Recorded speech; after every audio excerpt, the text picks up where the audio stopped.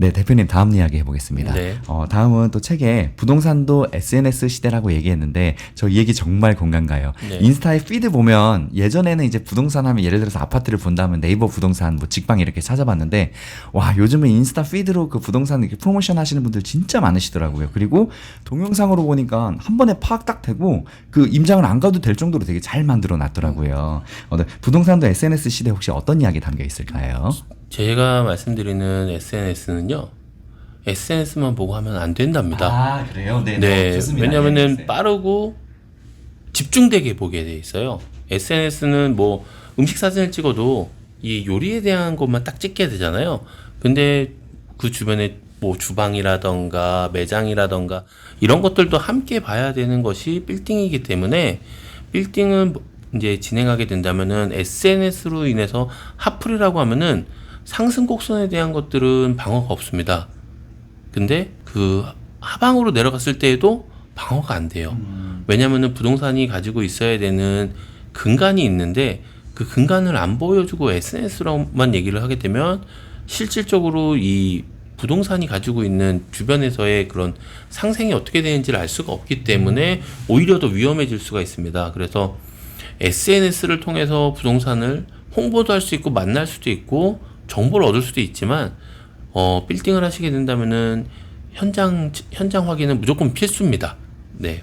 아 진짜 중요한 이야기 해주셨습니다. SNS의 독에 대해서 이야기해 주셨구나. 네, 그렇죠. 네, 왜 저 이 얘기 진짜 공감하는 게 뭐 용인시 어디 전원주택 이래갖고 막 삐까뻔쩍하고 으리으리했는데 야 생각보다 가격이 너무 괜찮아요. 그렇죠. 지도로 보면은 산골짜기 어디에 막 네. 태제곡에 넘어갖고 한 2-30분 올라가서 골프장 옆에 끝에 가야 되는 건데 네. SNS로 보게 되면 당연히 주변에 뭐 주변 상권, 교통 전혀 알 수가 없습니다. 그렇죠. 이게 진짜 SNS의 독인데 SNS로 부동산을 보게 되면 진짜 이런 것들 하나도 캐치할 수가 없습니다.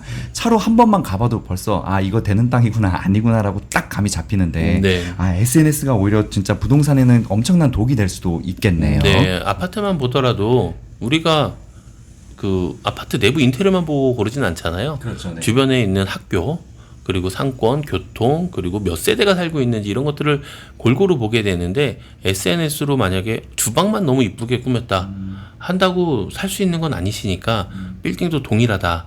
SNS만으로는 모든 걸 알 수는 없다라는 거를 좀 염두에 두셨으면 합니다.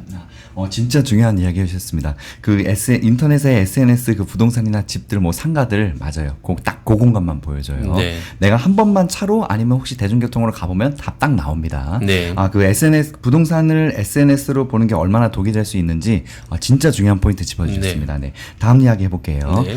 고소득자가 모여 있는 곳으로 사실 상권 분석이나 물론 상권뿐만 아니라 뭐 모든 부동산이 이게 제일 중요한 것 같아요.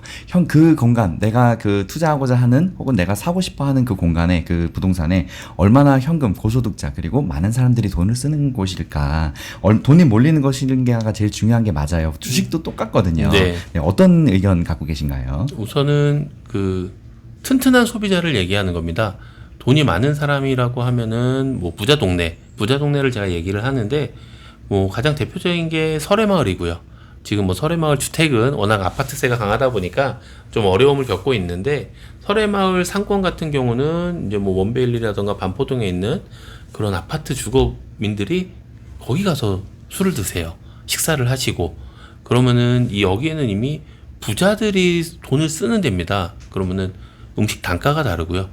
뭐 장사하시는 분 입장에서도 그만큼의 그 퀄리티를 내실 수가 있다면 하나 팔아서 10만 원 버는 거랑 10개 팔아서 10만 원 버는 거랑 당연히 하나 팔아서 10만 원 버는 게 좋은 거죠. 이렇게 묵직한 소비자가 있는 곳들은 오히려 안정적으로 꾸준하게 갈 수가 있고요. 경기가 어렵다고 해서 사실 워낙 자산가분들이 계신 동네는 경기가 어렵다고 그렇게 떨어지지 않아요. 맞아요.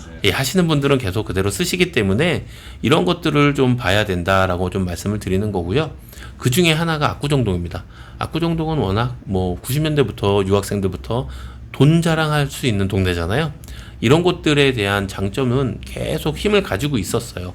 근데 이런 내용들이 주변에 뭐 핫플이다, 어떤 상권이 변했다라고 해가지고 약간 가려졌던 게 있는 거고요. 실질적으로는 그 내재돼 있는 인구들이 얼마나 더 묵직하게 소비를 할 수 있는 사람들인지를 보는 것도 상권을 판단하는 거에 기준이 될 수 있습니다. 네, 진짜 중요한 이야기였습니다. 우리나라의 그 전통 상권들이 있죠. 네. 압구정이나 설해마을. 네. 저도 그 둘 다 공감하는 게 예를 들어서 경기도권에 제가 사는 동네는 파스타 10,000원 초반인데 네. 설해마을은 27,000원 막 3만원씩 해요. 네. 그런데 저희 동네 그 레스토랑 그런 데는 좀 팔이 날리는데 와 거기 그 설해마을은 27,000원 3만원에 파는데도 사람들 줄 서서 먹더라고요. 네. 근데 그런 거 보면 고소득자들이 부동산에 그 모이는 자리가 얼마나 중요한지 저도 이거는 정말 공감을 많이 하고 있습니다. 네, 다음 이야기 해볼게요. 네. 고객이 어디에 머무르는지 확인하라. 이것도 그 연장선일 것 같은데 어떤 이야기 담겨 있나요? 최근에 이거는 그 지역적인 사례를 하나 먼저 말씀을 드리면요. 홍대 상권이 굉장히 잘 되고 있잖아요. 홍대는 여전히 사람이 많고 핫플로 유명하고 투자도 굉장히 많이 몰리고 있습니다. 근데 홍대 상권에서 홍대로 올라가는 골목이 있어요. 한 몇백 미터 정도 되는데 거기는 지금 이제 공실이 60%가 넘는 걸로 알고 있습니다. 지금 사람들이 이제 홍대에서 내려가지고 이면으로 와서 그 주차장 골목으로 해가지고 가로로 쭉 이어져 있지. 네, 맞아요. 예, 홍대로 올라가는 골목에서는 이제 사람들이 소비를 안 하고 있어요. 이제 거기 안 가는구나. 네, 학생들도 거기서 소비를 안 하고 있는 건데 지나가는 사람들이 되는 겁니다. 아무리 돈을 쓰러 온 사람이고 학교에 와서 뭐 생활하는 사람이라 반복적으로 방문을 하는 사람이라 하더라도 소비를 하지 않고 그냥 지나가는 골목들이 있습니다. 그리고 지하철을 타기 위해서 지하철역 주변도 다 상권이 좋은 게 아니에요. 지하철역임에도 불구하고 사람들이 바쁘게 다 타 지역으로 넘어가기 위한 공간들이 있습니다. 그런 곳은 주변은 그냥 소소한 소비들만 이루어지는 것이고 정말 굵직굵직한 소비들이 안 이루어지는 역세권도 있어요.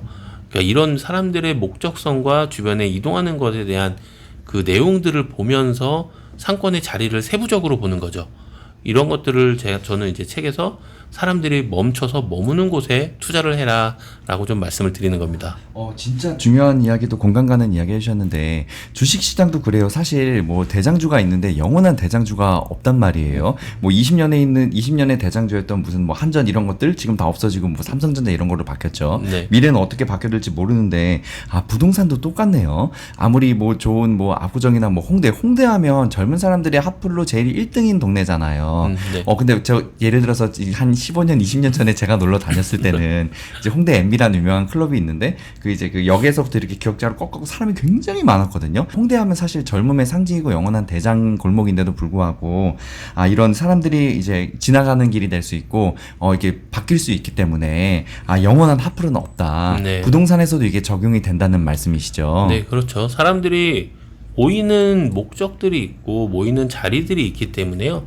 그리고 그 골목 같은 경우는 뭐 신발 브랜드라던가 햄버거라던가 이런 대기업 브랜드들이 좀 많이 들어와 있던 골목이었어요. 근데 지금 실질적으로 홍대에서 그런 소비들이 많이 이루어지진 않고 있기 때문에 기존에도 그 소비들이 중심이 되진 않았었습니다. 이런 것들이 하나씩 변해가는 모습들을 좀 잘 봐야 되는 것이죠. 역시 꾸준히 분석하고 파악하는 게 진짜 부동산도 중요하네요. 네네. 네, 알겠습니다.